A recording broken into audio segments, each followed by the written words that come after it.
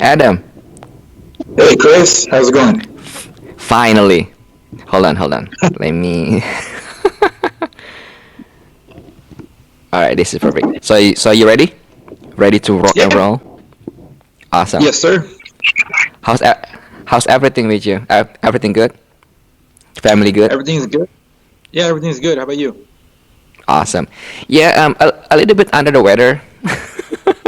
Oh man, Yeah, because of the weather's been kind of like really weird. Sometimes it's hot, sometimes it's really cold. So but I get used to it. California. Yeah. Um, what do you think about the show, like in general, for that Anaheim show? Did you like it or no? Uh, I did like it. I like the size of it. I just thought that the timing was a little off. Yeah, I yeah, I feel like a lot of people were displaying their 2019 kind of what was left from the season. yeah. Very true. But Myself overall, included. like, huh? I'm sorry, what? No, I said myself included. I took maybe two of 2019 offspring left that I had available. Uh, right. Yeah. It's kind of like mix, result, right? And then mix opinions, because some breeders seems to like it, some really hate it. They prefer the one in Pomona for some reason.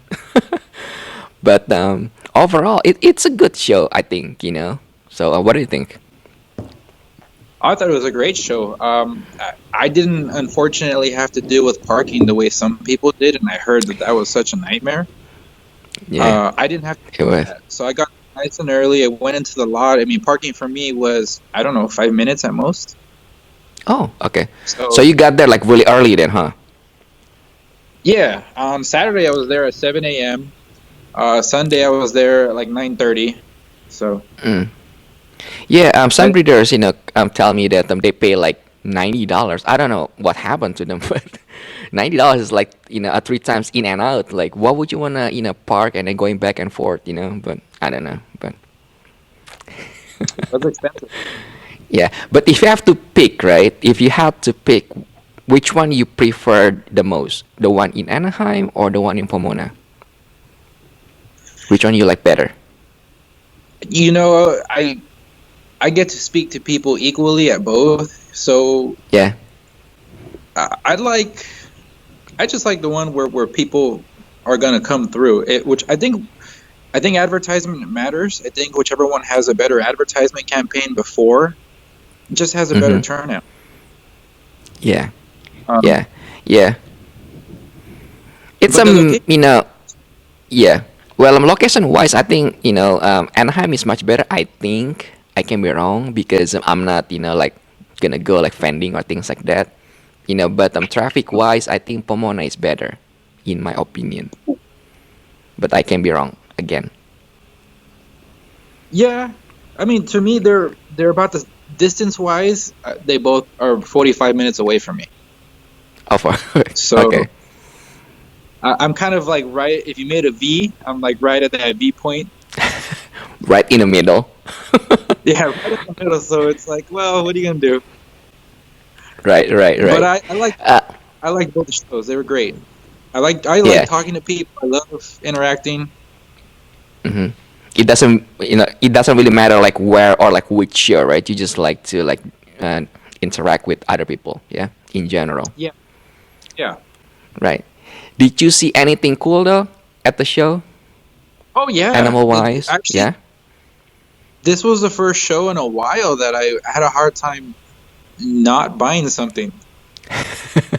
What did you get?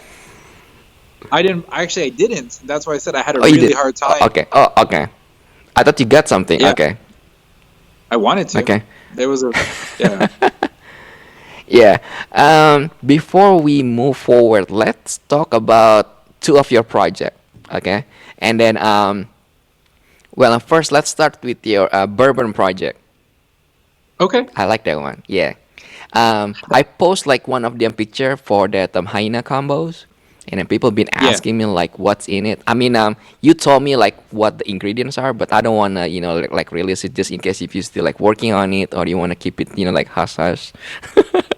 So let's go over like how did you come up with the like the project, how it started, and then what combo wise that you've been done so far. So the project bourbon originated from a buddy of mine named Zach Spiker. Okay. It originated somewhere in his collection through his spot nose and Savannah projects. So he Okay. found it in mixing those, and then he isolated it. And then he made a bourbon spot nose Savannah, and he made two of them. So at the Okay. time, I had hatched an Enchi Lesser Spectre, and the goal for he and I was to make an Enchi Lesser Super Stripe. So Okay. he told me he would trade me his bourbon Savannah Spot Nose male for an Enchi Lesser Spectre male, and we Mm. would then race to make the Enchi Lesser Super Stripe. So I said, okay. Mm-hmm. I took the male. I swapped. At the time, I really had no idea what bourbon was going to do. So I just took this male as a swap, and I was just trying to focus on that Enchi Lesser Super Stripe, which he actually beat me to with my own snake. Okay. Uh, and then, so that year I didn't get any of my Super Stripe combos, but later that year, that male was ready to breed. So I threw him to an Enchi Pinstripe. Okay. And these really reddish, I hit a really reddish mochi looking animal, which is a cinnamon Mojave. Mm-hmm. But it was just red, really, really red. And I was like, this is weird. And then I hit what I thought was a mochi pinstripe, but in looking at it, it had no enchi, and it really didn't have cinnamon. It just was a red pinstripe, and I was like, what the hell is this? But I overlooked it, and I sold them both as just exemplary examples of what I originally labeled them. I wasn't looking, I've never been the type of person where I see something a little different and I'm right away, it's something new, it's something magical. So I just think they're nice examples. You work with nice animals, you're going to get nice examples. And Yes. so I'm thinking these are just superb quality examples, and they're super red. So I sold them, and then later on, Zach and I were talking, and we're looking at bourbon combos, and I'm thinking, oh shit, I hit a few, and I sold them. You like to sell anything, Adam. What happened? Um, you know what it is? Like I said, I'm not I looking know. for that new, and I get in my head of what I want from. So when I pair two animals, I pair Mm-hmm. them with the sole purpose of hitting one combo. And if I hit my desired combo that stays on my path, I Mm-hmm. focus on that animal, and everything else becomes for sale. I stay Makes sense. focused on what I'm focused on. Otherwise, you can go all over the place, and there's just too many Yeah. genes. Yeah. Yeah. And I don't have the means to carry 200 or 300 animals of like, oh man, this could be something, this could be something, this could be something. Right. And so that's the unfortunate reason why I end up selling some cool stuff. And I'm starting to pay a lot more attention to my animals. I've had this mistake happen a few times. Yeah, you should. Okay. They're mistakes. Yeah, We it's learn. mine. Yeah. Speaking of that bourbon, right? What does Uh-huh. the gene work, or like what does it do based on what you have seen so far? The characteristic, or like maybe like color, or maybe like pattern, or like as for now, it's considered as dominant, right? I mean, is there any like super bourbon, or like how does the gene work? Yeah. So this is one of those scenarios where the unfortunate part is the only Mm-hmm. female urban that I hit, I sold. Mm-hmm. Okay. So Okay. in my possession, I have 3 males that have it, and I have no Okay. females with it. Okay. So Zach has a female that's almost breeder weight. So he's going to pair a bourbon to that female and hopefully see if there's a super pump. So at this point, we don't know. Okay. Okay. So at this point, just a dominant. Yeah.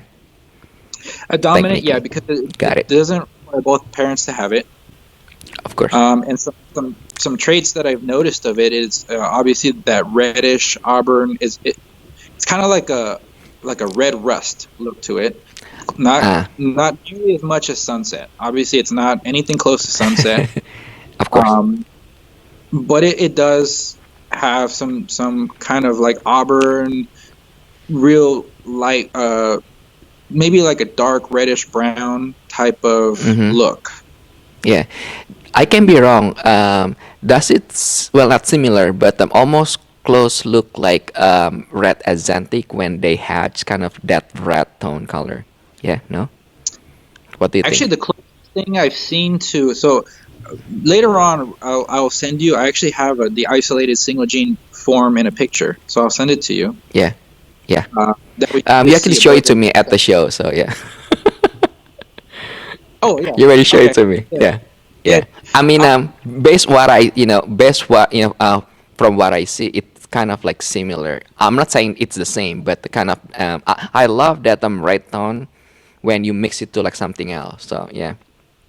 Yeah. Yeah. I think in its single form, the closest thing that I've seen that resembles what it's looking like is Justin's peach. Yeah, And his peach is yeah. just a little, Mm-hmm. because when I saw Yeah. he posted a pinstripe peach, and I was like, hey, I've seen one of those. Yeah, Um, you're right. Yeah, but his peach kind of like has a little bit more that brownish color. Yours yes, is it's a more little, like a, yeah, it's like a red rum kind of ish color. yeah, I don't know how to right. explain it, but you know I, what I well, mean. perfect. Rum, yeah. Yeah, Yeah, yeah, that it's was a pretty good. cool project. Yeah. So you and Zach gonna focus and start like working on it, because I would love to see like more combos from what the project can produce or offer to the tables. It's a cool neat project in my opinion. I can be wrong. So I hope you're not wrong.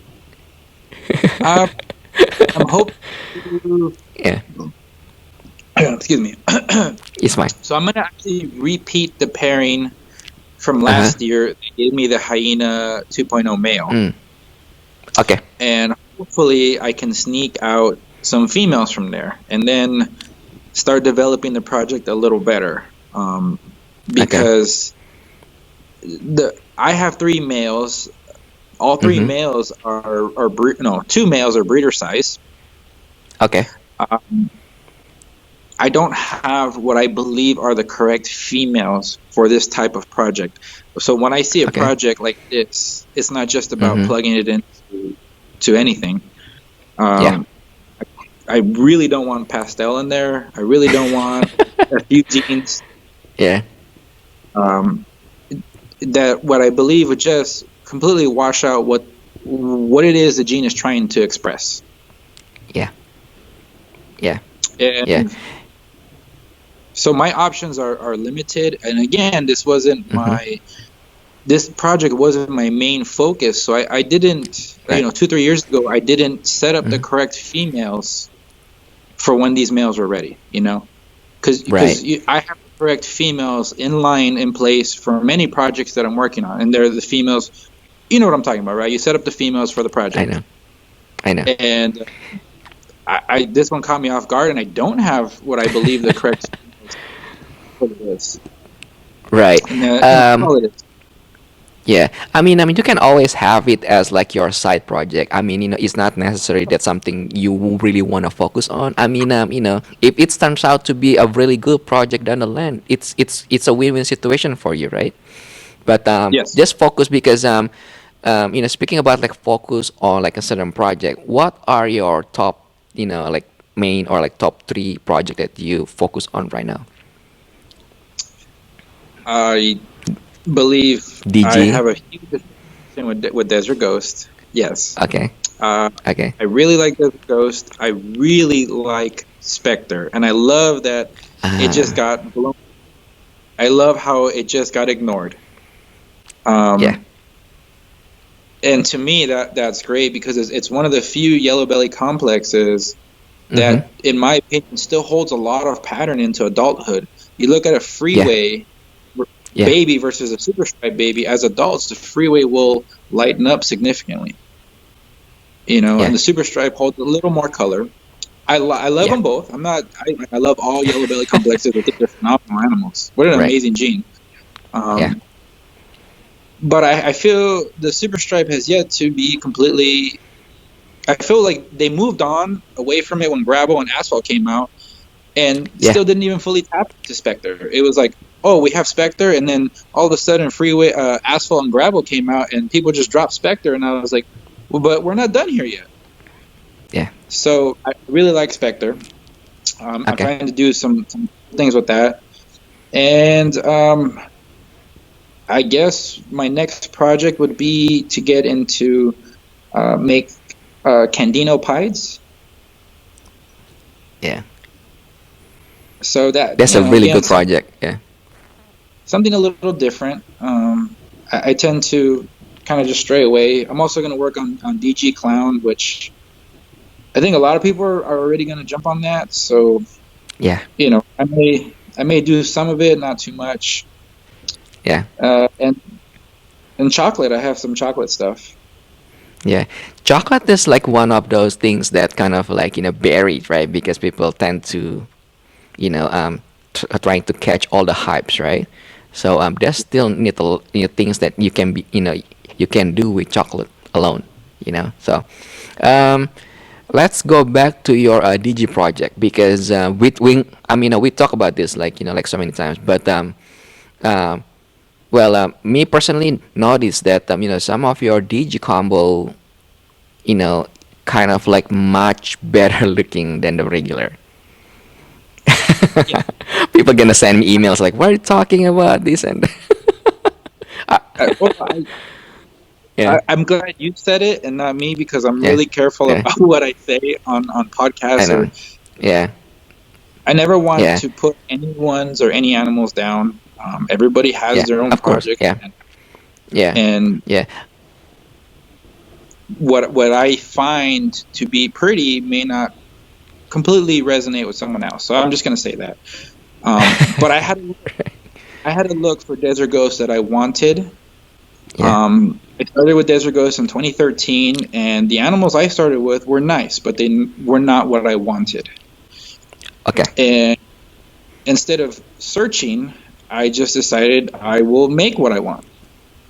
Okay. It takes a lot longer. You and I both know that. But in 5 years of just being very careful, very stringent on what I'm looking Selective. for, very selective. Okay. I'm starting to produce the desert ghosts now that seem to be drawing a lot of attention from different people as to why they look the way they look. I guess Right. they're appealing. And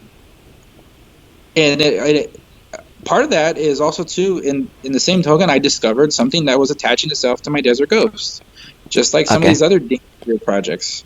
Yeah. And this little attachment Mm-hmm. is probably the key difference maker in my desert ghost versus Okay. other desert ghosts. Okay. And I'm noticing it in some, not in all. Not all my DGs are like eye-opening, especially Different. to me. Yeah, I've hatched some that I'm like, okay, well, you are just like every other DJ I've seen in my life. Right. Right. And Let me ask you this before we move forward. Where did you get your original DG from? Originally, like your first, from Bell? I got mine from Jeremy Smith, Fireball. Oh, Jeremy Smith. Okay. Okay. Yeah, I think he got it from Bell. So yeah. Yeah, Okay. I was gonna say that. Got He it. got his from. Yeah. And then what was your first pairing before you start noticing if your DG kind of like different than any regular DG? Like what was the first original pairing? You know what I mean? Yeah. The first Do you remember? is what I believe. Yeah. Oh yeah. The first Okay. pairing is where I believe that little extra plus gene came from. The Okay. first pairing a leopard bumblebee, 100% het ghost, 50% het pied. Okay. A leopard Okay. bumblebee. And Okay. in my mind, I always wanted to make a pastel leopard desert ghost, which I've made a few since then. But at the time, Yeah. my path was make the hets and Okay. then go. Okay. So I expected some cool combos from that pairing. She gave me 4 Okay. eggs, and I literally hit Okay. one of each. I hit a normal, a leopard, pastel, and a spider. Oh wow. Okay. It was like she broke her genes up. The male broke his genes up and gave me one of each. I Right. was really, but whatever. So I kept Okay. the pastel, spider, and normal were all female, and the leopard was male. Okay. That leopard had that little extra gene in him, Okay. and that normal female had the extra gene in her. That was the one I showed you in the photo. Yeah, and then you sold her. Yes. Because it was a really pretty normal. I know. And I didn't- Okay. Anyway, I didn't need normals in my life. I know. All right. And then? And I sold the pastel, Okay. and I kept the spider. I still have the spider het female from that pairing, from that original pairing. Okay. So that male, he was really reduced. He was really light. He almost looked like he either had maybe like vanilla in him or something. He was really, really light. Right. He looked like a leopard blade vanilla kind of ish. Really light, really reduced, Okay. sharp, clean pattern. And I raised him and I paired him to the sister of that female, which was a pastel desert ghost. So I had siblings, a desert ghost and a pastel desert ghost. So I paired Okay. him to the sister, Mhm. and that's where I got some more answers. I started hitting these really reduced, exceptionally bright, a little different in color than some of the other desert ghosts. Okay. And then I hit it within the desert ghost, and then I hit it within the leopard desert ghosts. I hit 3 leopard Okay. desert ghosts, and one of them was like, Okay. wait a minute, why are you so much brighter than the other two? And why Okay. is your color, well, the pattern was a little more reduced. Mm-hmm. And then I hit a pastel het in that pairing and a regular pastel. Mm-hmm. And that's when I saw the pastel het with the gene and the pastel het without the gene. And more answers started clicking into me, and since then I've been trying to hold back the animals with a little extra gene in them. Okay. Okay. Yeah, because I was trying to kind of like figure out, because sometimes it's easier to trace like the whole like data pairings when like it could possibly the gene came from like the mom, maybe from the dad, maybe, so you kind of trace down. But like knowing like all the pairing that you've done so far, it could be like something else, because like I know Bell is kind of a DG from Bell line seems to Yeah. carry like so many weird stuff. I don't know why, so it should be fun to figure out. Yeah, I've heard it has like a different line of of granite, and then even the hat pipe that came originally from Bell DG line somehow looks different, because I have another project too that I call it lemon line, because, well, you know me, I hate pastel, so I try my best to make them look maybe desirable, right? So for some reason, when I breed the original from that DG and then hat bite and then clown, I get this really weird pastel that I call it for now like lemon line. I probably need to change it because people get really confused. But long story short, going back to your, the original question, that it could be like something else too, because I've noticed that, sometimes when you breed the same combos, right? If the other combo, let's say, it's a head pipe, especially coming from like Bell line of, a DG line of Bell, well, DG, from Bell line, they look different. It looks like there's something else going on in that combo. I'm talking about the same combo. So let's say bumblebee, yellow belly, regular, and then bumblebee, yellow belly, had pipe that came from the original DG line of well, no, no, DMDG, from a bell line. It looks different. It's like night and day. But I can be wrong as well. So I will be really curious to find out that plus quote unquote plus gene that you have going on in your DG project, because I would love to see like the hopefully the single gene itself like alone. That'd be great. It's gonna be a lot of work, obviously, but the reason that I like to bring this up because I know you don't like to kind of like compare yourself with other breeders that working on the DG project. So, but me personally as a hobbyist out of control or like collector or whatever, I always notice something different because I'm always looking for something new, something cool, something like clean quality wise, right? Um, and then that's where I started to notice that your DG combo looks different than any other DG that I've seen so far. Even the one that I have in my collection is completely different, unless it's attached to like other project. Because I have one, let's say the one with the hat sunset, right? It looks different. I mean, obviously it's a hat, but still, if you compare like a regular DG that available in the market right now and then the one that you produce, I mean, I can say it, I don't really care about what other people are gonna say, but yours looks much better. So yeah, Thank you. yeah. So please don't sell the like the mom or the female because you need to figure out Adam. If you sold any of your project, I will never talk to you again. No, no, no. If I isolate that thing again, I mean, I'm not. Yeah, Yeah. Just for the record, as I mentioned to you, that original I know. female Yeah. passed away. I found that out later. So there is Hmm. no female of this attached gene floating around out there, other than the one that's in my leopard desert ghost girl right now, who is 1,500 grams. Perfect. Yeah, Um, perfect. Yeah. So I would love to see like what you can do with that, because if you can produce like something that much cleaner than that, especially if you mix it with something like much better, like Spark maybe or like Spectres or things like that, that would be like much insane combo well, down the line. I'm going to Yeah. pair to that leopard desert ghost female. I have a beautiful Enchi blade clown male. Oh wow. Yeah. That's a good move. Yeah. Yeah. Right? I think Yeah. so. Yeah.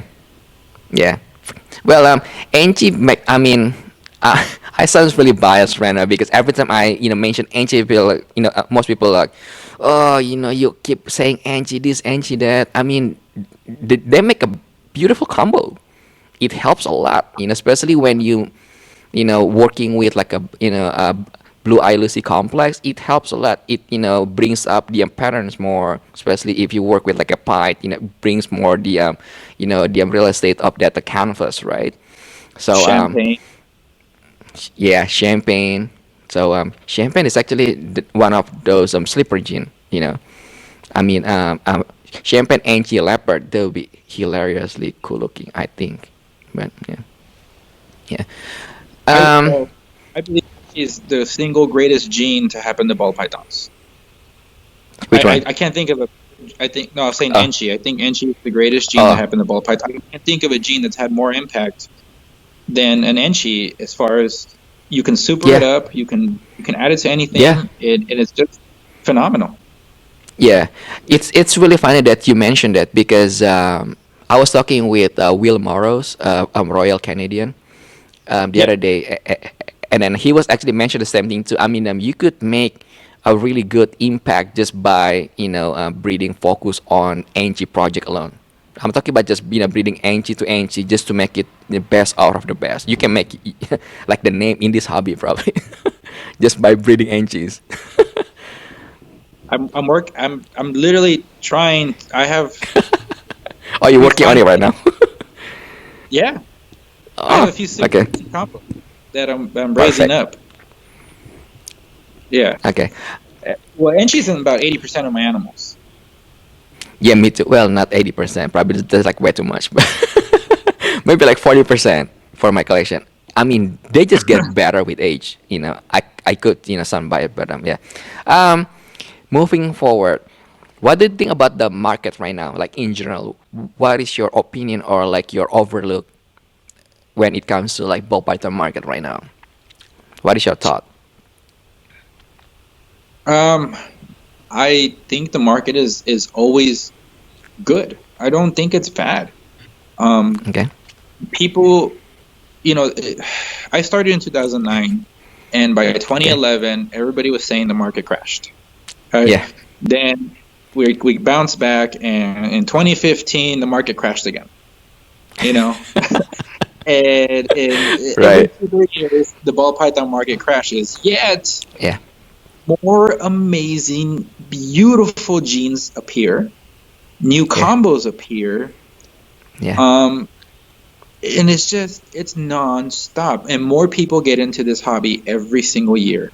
And Yeah. I always feel that people who are solely here to throw down an investment in money and make that quick return, this is not a quick return. Yes. So if you do not have the patience, if you do not have Yeah. the understanding of just, people just want to buy an animal, breed it, make some money. Hmm. You could have bought a crappy version of whatever it was just because it had Yeah. however many genes, and now you've made a Yeah. bunch of crap. You spent a lot of money, you made a bunch of crap, you can't sell your bunch of crap, and now you're angry. And this happens to people. Yeah. And Yeah. I tell people, if you're patient, if you can see the potential in what you're doing, the Hmm. rewards are amazing. I don't mass produce. I don't produce a lot of animals. I sold every single animal I produced in 2019. I sold everything. I do not have one animal left over. Well. Okay. Obviously minus the 2 or 3 holdbacks that I really wanted to keep. Again, when I aim for a project, I aim for Right. specific stuff.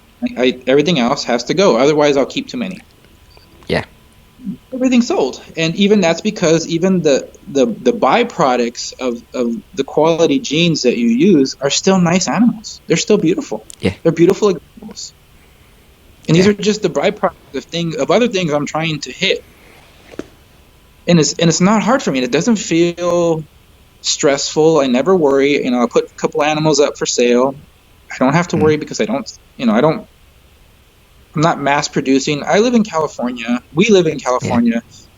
It's really hard for us in California to do this as a full-time job. I feel a lot of people in California who breed are always looking at this from a hobbyist perspective, Yeah. because you cannot live off of snakes here unless your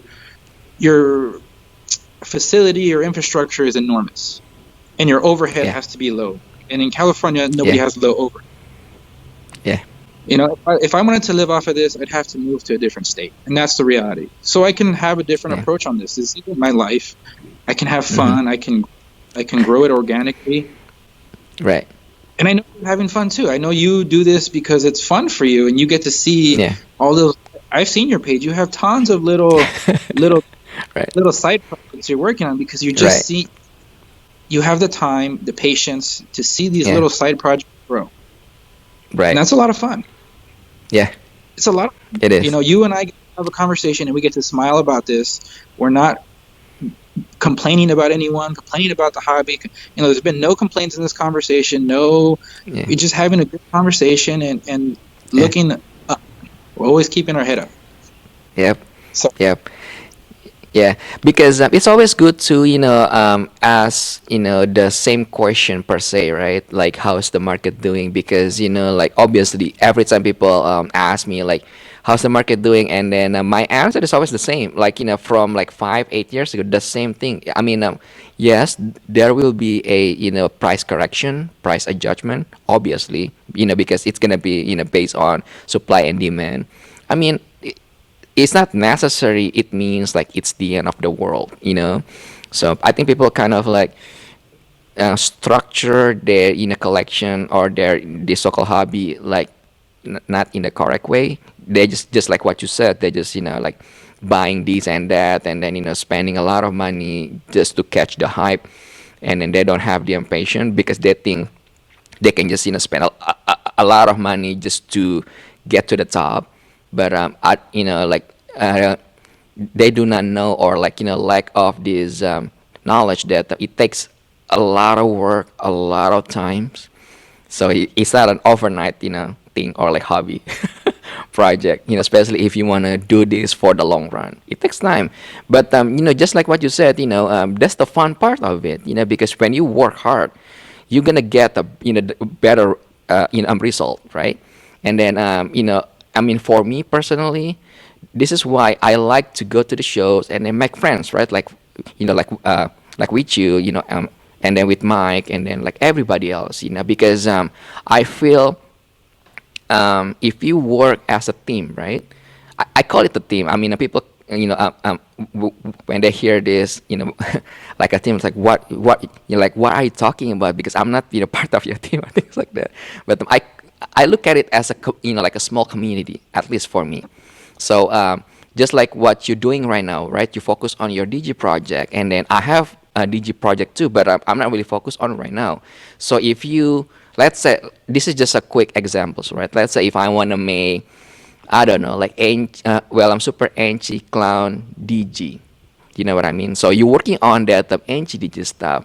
So it's easier for me, instead of like me, start from the ground up, right? It's gonna take me like 6 years probably. But if I work with you, work meaning, if you produce something that I'm just gonna buy from you, or we can do something else or things like that, and then it's gonna save me a lot of times. And then I don't think people understand this, right? Because all I hear so far, people kind of like bad mouthing like each other, right? So I don't see the goal or the benefit of doing so, because think about it. If let's say if I talk bad about you, right, and then let's say if you fail, let's say, right, and then you no longer in the hobbies, you get out from the hobbies. There goes my bourbon project. There goes my DJ project. You know what I mean? So it's my Right. best interest as a hobbyist or this collector to make sure if you're doing well. I know it sounds really cliche or whatever you want to call it, but that's the Mhm. truth. I'm trying to like help all my breeder friends. Like, let's say if they have difficulty to move their animals. Okay, so send me the list. I'll send you to like my buyer list or things like that. So it's always good because nothing better to go to do like expo, right? Like even like last Anaheim, meeting you, meeting Mike, and then like Jim and everyone else, right? It's fun. You can hang out, you can talk crap about, like making fun. I mean, just a joke, but it's fun. Yeah, I I mean, understand. if you only, if you only, be the one that in the show, it sucks. I mean, if you don't make friends or things like that, I just don't get it. Like why all of this, like drama or the hate. Like I don't really understand. Like the point of doing so. You know what I mean? So I yeah, completely understand. You know, yeah, we have a very different mindset on things, and I'm really try to look at everyone's perspective when I look at things. yeah, So even when someone disagrees with me, or someone, even if somebody doesn't like me or they have issues with me, well, I try to think like, well, what are they thinking about as to maybe something mm, I do? I try to think of the other side, and if at the end of the day, if people don't like the way I do things, and that's okay. I mean, that doesn't bother me. But I go yeah, to the shows and I want to have a good time. I want to talk to people. A few years ago, I reached out to Jonathan from Taboo Exotics, and I had told him, well, let's do a breeders dinner. I said, you know more people than I do. Let's get all the breeders together, go to right, dinner, yeah, share ideas, and who knows, maybe in sharing ideas, we'll find out that, hey, this person has a male I need perfectly for my project, or this person has this, and all of a sudden we're now collaborating to achieve our desired overall goal, hmm, and we're not enemies. We're helping one another, because I feel the same way you do. Someone else's success only in mm, turn means the success of the industry.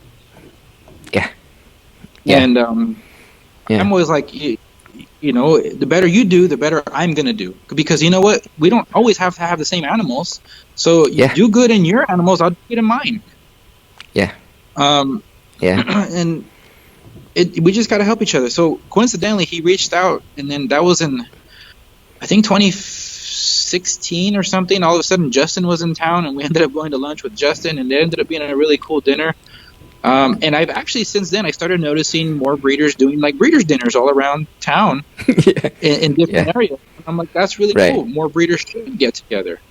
Yeah. I would love, if I had the space, I mean, I would love to invite a whole bunch of local California people to my house, but I'm always willing to just meet up. You know, if we did like a potluck at a park and everyone just brought some stuff to barbecue or something, and just talk about stuff, because I can't do this with a lot of my relatives. I can't call up my cousins, uncles, aunts, and uncles Right. and do what you guys are doing right now. I can't call anybody in my family, hey, you want to talk about snakes with me? Yeah. It doesn't work.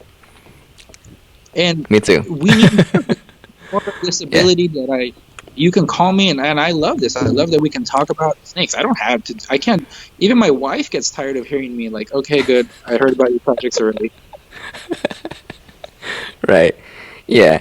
Yeah. I think, I can be wrong, but it seems like, some of the people in this hobby, they still have that old school mindset. I mean, I get it, like all of these, I don't want to say they are really old, but like old school breeders, like back in the days, I get it.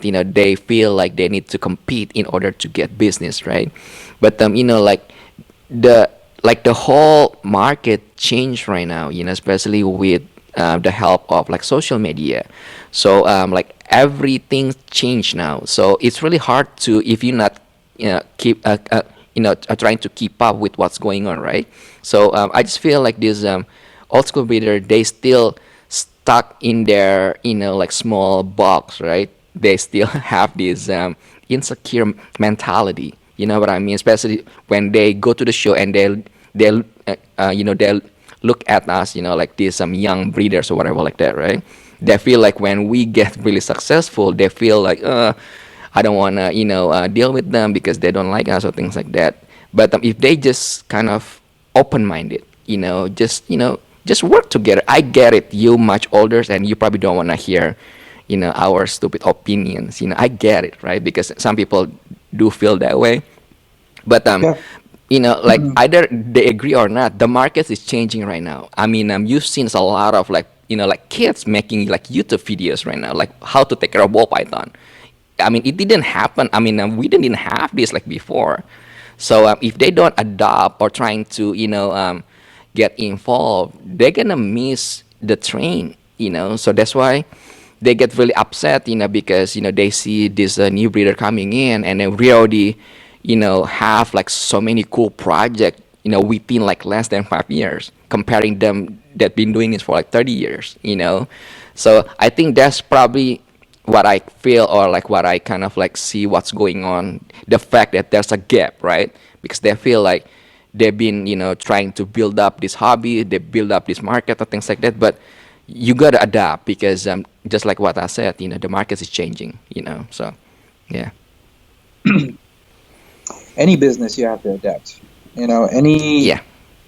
Anything. any kind of any market, right? Any market, right? Where transactions happen, evolution has to happen in that market, right? And that's just basic economics as far as 101. business goes. Yeah. Yeah. A lot of people, the unfortunate part is you don't need a license or any kind of test to be a breeder, right? And Yeah. even more so, Well, I'm hopefully you don't not, but Well, you don't even need a test to sell some animals, or you don't need to pass anything to go out and sell for whatever you want to sell. So a lot of people don't have any basic understanding of business or how things work.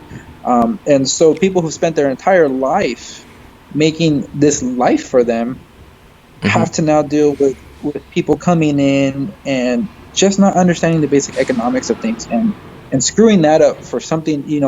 I understand a lot of these old school breeders spend maybe 20 plus years developing the market, developing the industry, to have a few knuckleheads come in and just ruin it, and they ruin it for people like you and I too, who have a fair understanding of the way things work.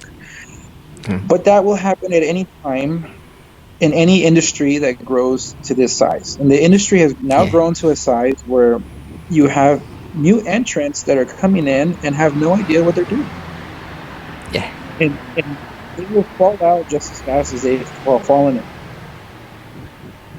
Yeah. But I also want to mention something you mentioned earlier about the whole YouTube thing. Man, I got on YouTube early on, and my purpose Yeah. on YouTube was to just spread education about animals. And then I was really, really Hmm. mortified by the type of people on YouTube that are just feed off Yeah. of just negativity, and they really have no interest in learning anything. They just have interest in riling people up, and that's how they get Yeah. their kicks.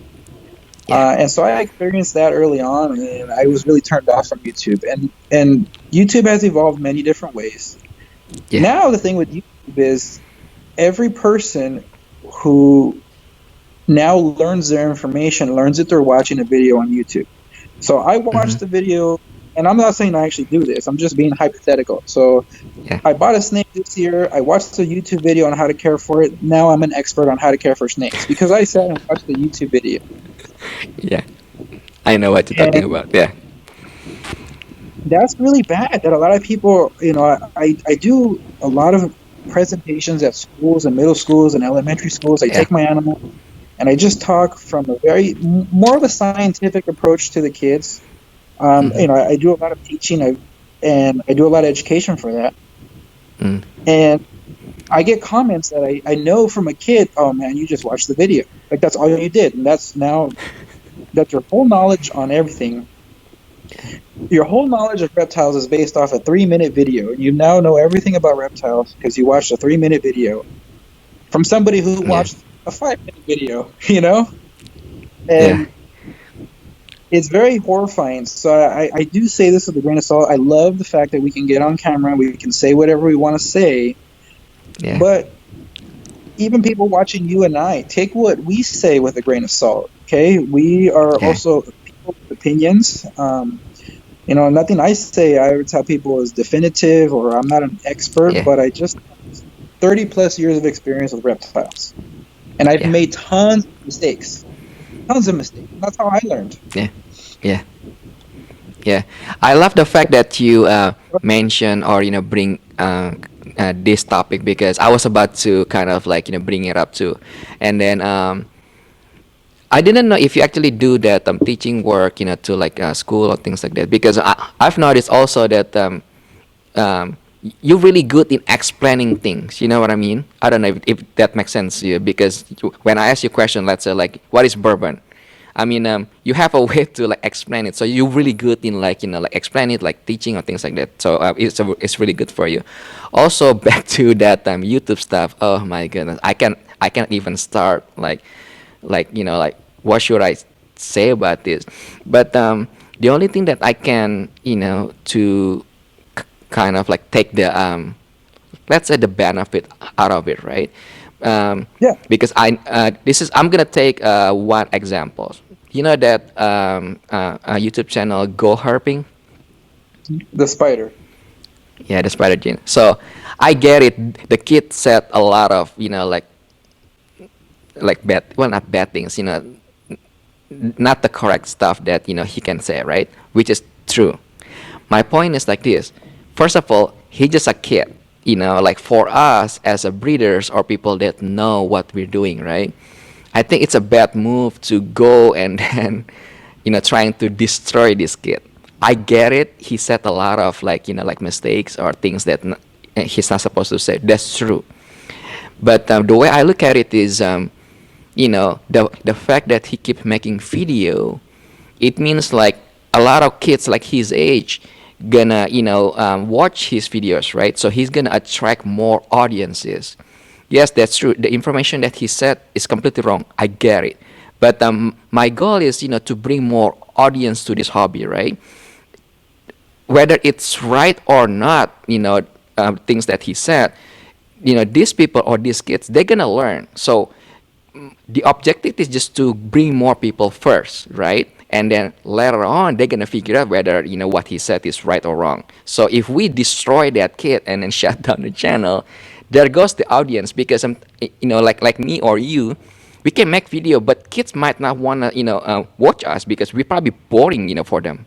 You know what I mean? Oh But yeah. him, just kids like like messing around with like snakes. Yeah, I mean that's not the right thing to do. That's true. I get it. I completely understand. But at least he can attract more kids to kind of like join in or get into the hobby, right? And then once they get in, they go to the show, they'll learn, right? Oh, what that dude said is completely wrong. Then let's say if I can learn from like Mike or from you, so they get it. But at least they're already in the hobby. You know what I mean? So when when he released that spider video, Jesus Christ, I get so many emails like, "Hey, dude, what do you think about this?" So I click the link. It's like, "Hey, just a kid. Like, what do you want me to do? Create like a fake account and then trying to destroy this kid? It doesn't make sense. You know? Yes, everything that he says is completely way off. That's true. I completely agree. But I think it's a bad move to trying to kind of like correct what he said or this and that, because this is what the majority of the hobby love to do, right? Just pointing finger or like blaming on others, right? Instead of like, okay, so if you see something wrong, right, then do something about it. Create the solution instead of like destroying that kid. Well, maybe you can, make another video explain it the right thing to do. Just like what Kevin Nerd actually, make another video addressing that issues, right? That's probably the best approach instead of like bad putting like bad comments or things like that. It's not gonna solve anything, you know. And then one thing that I also noticed, like a lot of people they're gonna see your comment.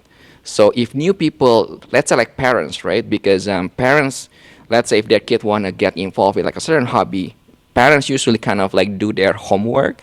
Think about it, if they see your nasty comment, they're gonna take their kids away from the hobby, because they're afraid maybe, oh, it's a lot of crazy people, which is true, but not necessary. But you know what I mean. So I think, just like what you said, making like videos or like any type of approach that you can do, just like in your case you teach other people, like teach kids, so they can understand like what's going on, which is the problem with social media, is kind of like two edges of swords, right? It can be beneficial or it can like really bad for you. So it's like there's no one way or another, so it's either that or that. So I think it's good and bad at the same time. But the good side is, just like this, we can do like a quick podcast, and then maybe someone watch this and then they can take the benefit and maybe start doing something else for themselves too, and then plus like what you've been doing so far, like teaching kids or things like that. So yeah, what do you think? Or I think. Oh, sorry. Yeah, I think. I think. Sorry, my wife was walking by with her dog. You No, I afraid think of your wife, huh? yes. Well, so I had not seen that go herping video, and I had coincidentally. My timing was precious because I posted a picture of my big spider female only days after that video came out. Again, I hadn't You been get on destroyed? YouTube. So I started receiving these comments. I was not used to horrible negative comments on my Instagram page.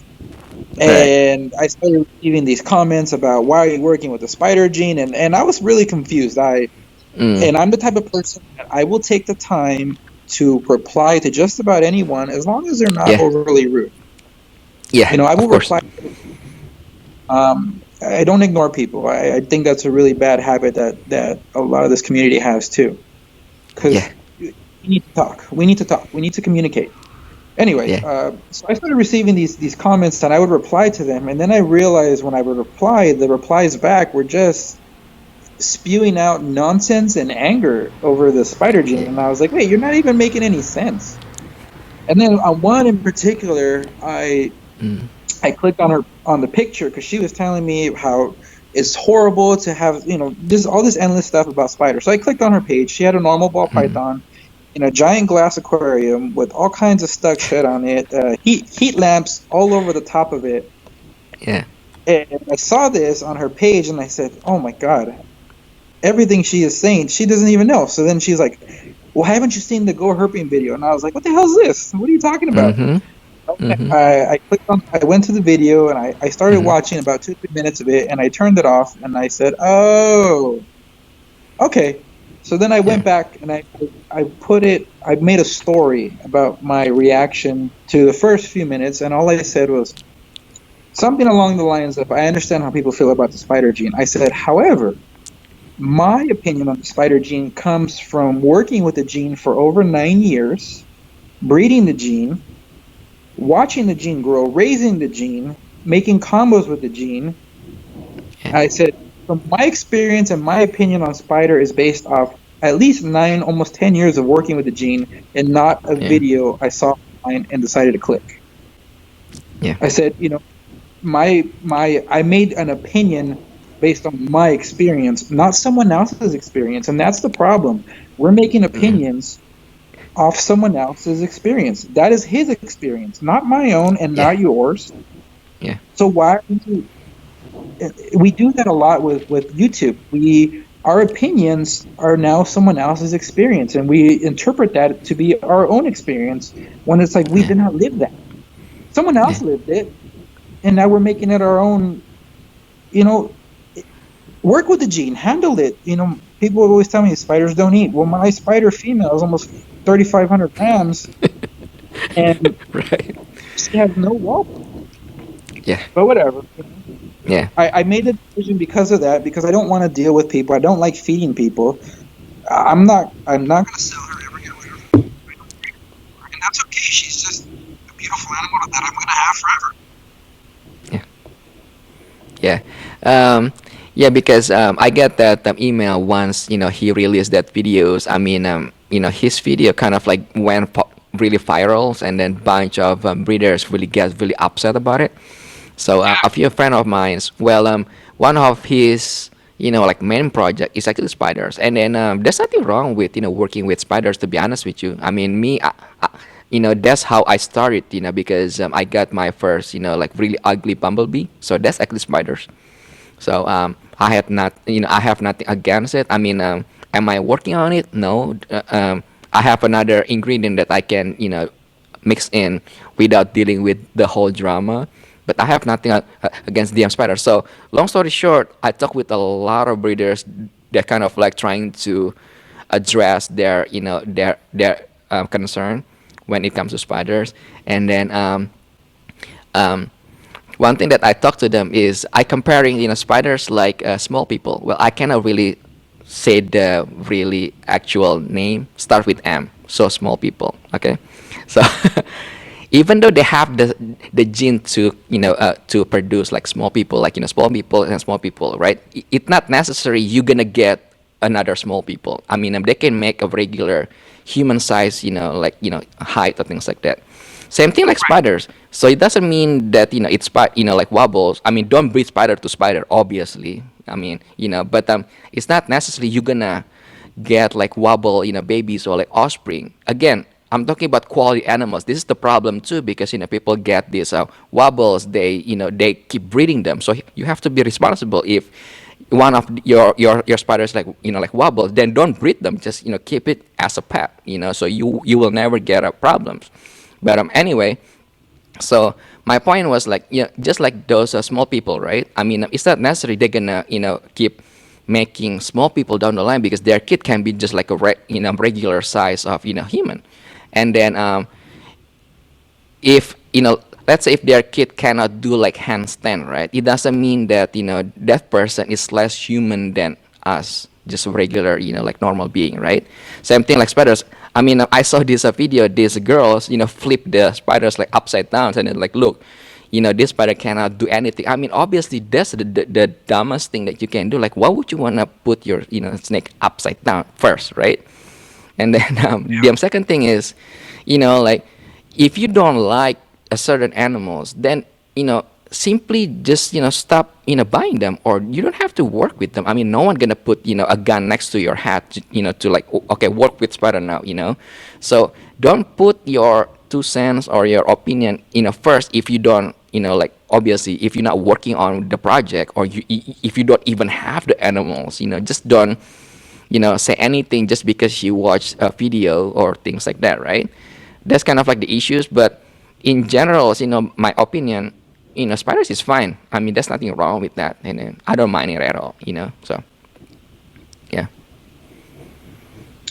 I'm right there with you. I love my girl. I'm not gonna, I don't care to deal with people, and Yeah.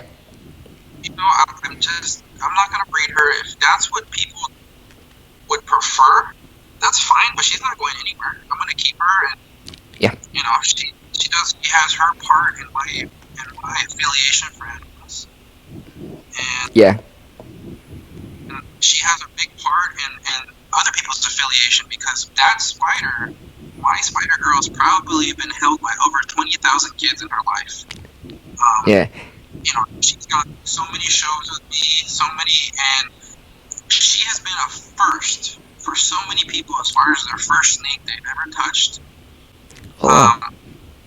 So this girl, this spider, this animal that should be banned or not worked with, has probably dispelled thousands of fears in people's lives. This one animal that people, and I'll randomly ask people the question when they're holding her, and I'll be like, so, do you think this animal should be banned? And people look at me always funny, and I'll just randomly ask them, because they have no idea about the spider thing, they have no idea anything, and I'll be like, oh, that's funny. And people will be like, no, she's gorgeous, and I'll be like, oh, that's funny, because in the United Kingdom, they banned breeding this particular type of animal. And people are always mind blown. They're just mind blown.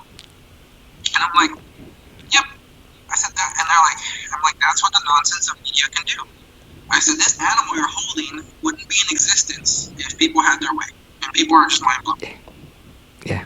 Because I was asking, can you notice anything wrong with her? Does she look like she's having a bad life? And people are like, no way, this animal looks, she's so robust and healthy. Right. Yeah. Yeah. Sorry. That's fine. At the end of the day, it's really hard to, make everybody happy, right? There's always going to be people that are going to complain, whining about it. So you just have to, take it as part of the whole process in this hobby. I mean, one thing that I always, tell like new people that, you cannot be like really, sensitive, like in this hobby. So don't take everything or anything personally. You have to just let it go. Just move forward, focus on what you want to do, and then I'm pretty sure you're gonna be really successful. And then speaking of which, what before we end this, I would like to kind of like know what your opinion. What is your advice for new people? So let's say if I was new, right, and then I come to you like, Adam, I'm really new with this. I don't have any animals right now. What is your advice if I wanna get into or get involved in the ball python hobby? What is your advice for me? So for all new people, I always tell them to do their own independent research on the animals. And by independent research, I don't mean watch YouTube videos. I mean, that's not research. Yeah. Develop your own independent research. And I always tell them, and go to places. Realistically, the number one place I tell people to go is go to expos. Get exposed, because you get exposed. You get exposure, right? And that's really the namesake. We do an expo for exposure, and go find people's booths like ours. I know not everyone lets people who want to touch their animals, but there are numerous booths. You can come to mine and Mike's booth, or Jonathan and Robert's. We will always allow people to come in and handle snakes. I mean, you were there firsthand. You saw the way we operate. Yeah. It's people first. And get exposed, hold the animal, ask the questions, see if you can be comfortable around the animal, see if that this is something you want to do, understand the lifelong commitment that this animal is going to require. Yeah. Because if you're looking for a niche or something quick to fulfill a certain part of your life, maybe you're depressed right now or something, you just want something to help you get over it. A snake or any pet for that matter is not going to help you there. Maybe a dog if you need a therapy dog. But these animals are going to be here after you recover and you forget about them. And I always tell people, this is something I do say a lot at the shows. a lot of animals get sold at expos, and most of them aren't going to make it 5 years. You know, because Yeah. for the first maybe year or 2 years, it's a new thing. Snake's really novel. It's really cool that I have a snake. But after 2 years, the snake's not going to do anything different. It doesn't learn new tricks. It doesn't learn new things. It's the same old routine of feeding it week after week. And if that's something you're not into or cannot be a part of for, 20, 25 years, this isn't the animal for you. Yeah. You know, a lot of people are looking for that quick, oh, it's just novel. These are not novelties. These are living animals that require attention for a very long time. Yeah. I have owned reptiles on and off in my life for now 30 years. So Yeah. I can't imagine my life without them. Whether I'm selling, whether I'm breeding, whatever it is, I'm always going to have a reptile as a pet in my house. My kids are going to have reptiles, whether they like it or not. Right. And it's just, they're just going to be around my life. It's something that it's very normal for me to just see lizards and snakes and all that stuff around me. I think they're gorgeous. I love the way they move. I love that they're this ancient representation of dinosaurs. I love everything about what they represent.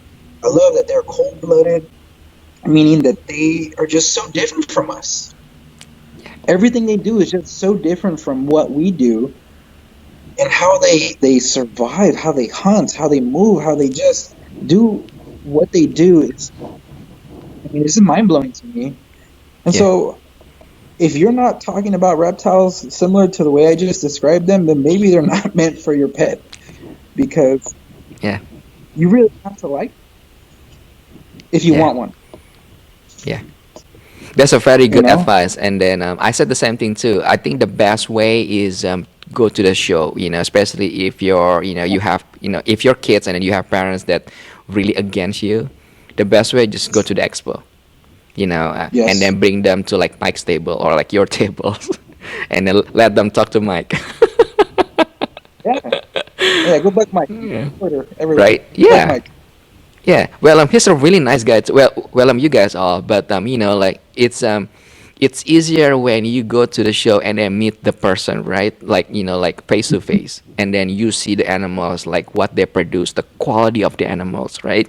Because just like what you said, like earlier, it's easy. You can just watch a video on YouTube and then make a same one or similar one that like after half an hour, but it doesn't mean you have the experience, right? Because like face-to-face experience, you can ask the question and then the guy cannot think, because this is not YouTube. I mean, you cannot just pause and then search for the answer, right? You have to answer it like right away, so you can tell the difference between the good ones, the bad ones, and the people that can kind of like pretending, you know what I mean?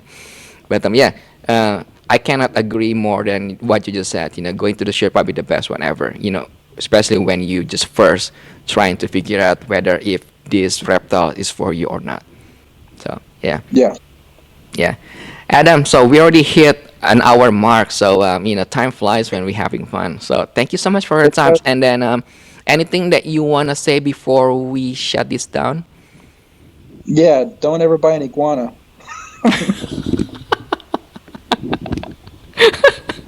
Why? Oh, come on. I know they're the worst pet ever. You have a bad experience with iguana, huh? What happened? Tell me. Did you sell it again? I wish. You wish it? You still have it? No, I don't have any. No, I have no iguanas. I would never own an iguana ever again. Okay, got it. I was being silly. That was my out. Okay. I just,